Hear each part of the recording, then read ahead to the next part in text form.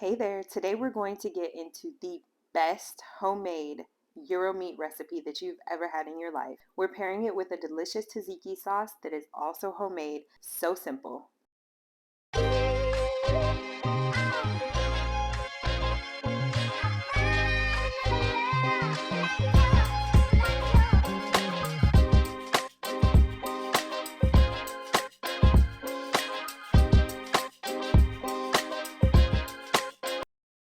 So we're going to start by chopping up our garlic. You can just give it a fine dice or a rough chop because we are going to end up adding all of our ingredients into a food processor or a blender so that the meat can get nice and minced up. So use a very sharp knife and go ahead and give a rough chop to a couple cloves of garlic here, like so. And you definitely want to use fresh garlic for this recipe instead of the pre-minced kind. Now we're going to start on the red onion. We want to start by chopping the ends off of the onion and then cutting it in half. Then remove the outer layer of the onion. Just gently peel it off and you can discard that part of the onion. You can definitely use a white onion for this recipe as well. Once you get that part off, you're going to continue to chop up your onion. You can give it a rough chop here or a fine dice. Like I said, we're going to go back and add all of these ingredients into the meat and straight into a food processor so that it can be nice and minced up. The best part about this recipe is that there aren't that many ingredients, but it tastes just like the authentic gyro meat recipe that you know and love.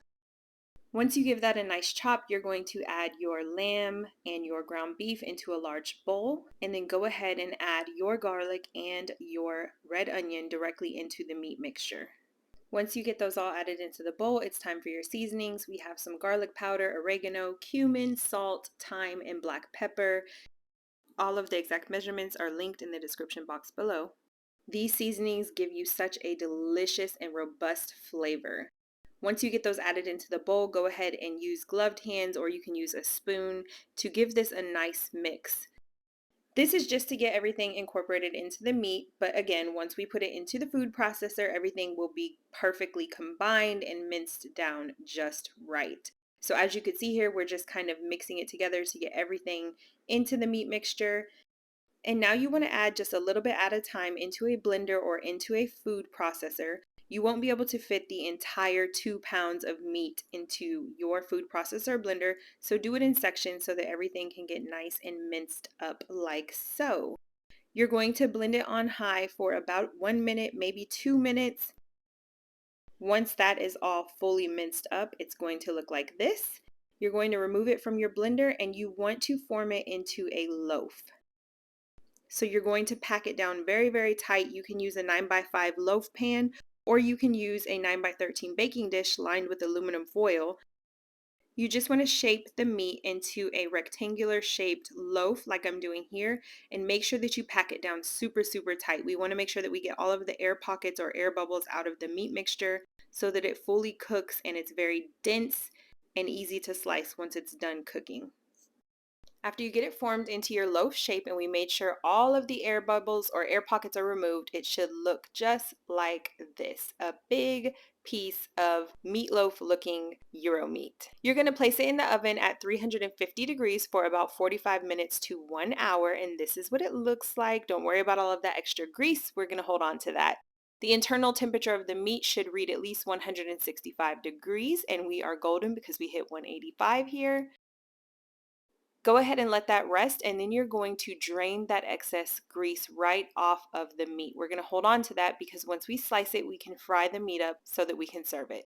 Once the meat cools down for about 20 minutes or so, you can go ahead and give it a nice thin slice. Use a very sharp knife or an electric knife so that you can get the perfectly thin slice on this meat.